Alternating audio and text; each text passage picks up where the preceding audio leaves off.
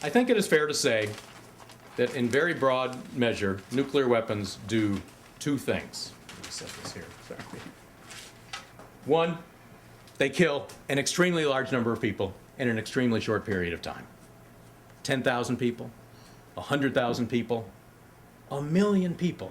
A nuclear weapon going off in a major city with a large enough yield, as they say, could kill more than 1,000,000 people just like that, in the blink of an eye, the snap of a finger, the single beat of a human heart.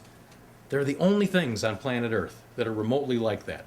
Chemical weapons and biological weapons may someday have that capability, but right now there's nothing like an arsenal like that that we have here in the nuclear age. So you might think, with the age of nuclear weapons, so you might think that that would be bad enough.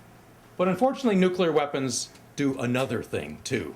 They spew out this horrible, poisonous, toxic thing called radioactivity, which can go hundreds of miles into the air, hundreds of miles in all directions, and rain down on unsuspecting victims like a fine atomic fairy dust sprinkled down upon us all.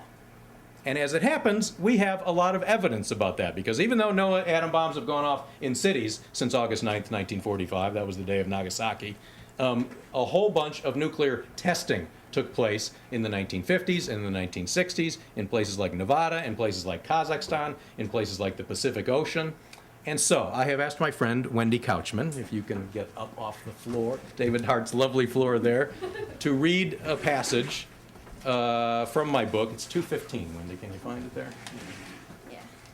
This is the testimony of a woman named Lijan Eknilan, who was 8 years old when the Bravo hydrogen bomb test took place in the Pacific Ocean in 1954. And years later, Miss Eknilan told us about the effect that that nuclear detonation had had on her community and indeed on her.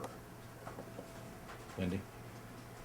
I was 8 years old at the time of the Bravo test on Bikini in 1954. I woke up with a bright light in my eyes. There was a huge, brilliant light that consumed the sky. Soon after, we heard a big, loud noise and the earth started to sway and sink. A little later, it began to snow in Rongelap. We had heard about snow from the missionaries, but this was the first time we saw white particles fall from the sky. We kids were playing in the powder, but later everyone was sick and we couldn't do anything. My own health has suffered as a result of radiation poisoning. I cannot have children. I have had 7 miscarriages.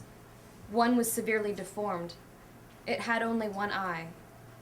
Many of my friends keep quiet about the strange births they had. They gave birth not to children as we like to think of them, but to things we could only describe as octopuses, apples, turtles, and other things in our experience. The most common have been jellyfish babies. These babies are born with no bones in their bodies and with transparent skin. We can see their brains and hearts beating. There are no legs, no arms, no heads, no nothing.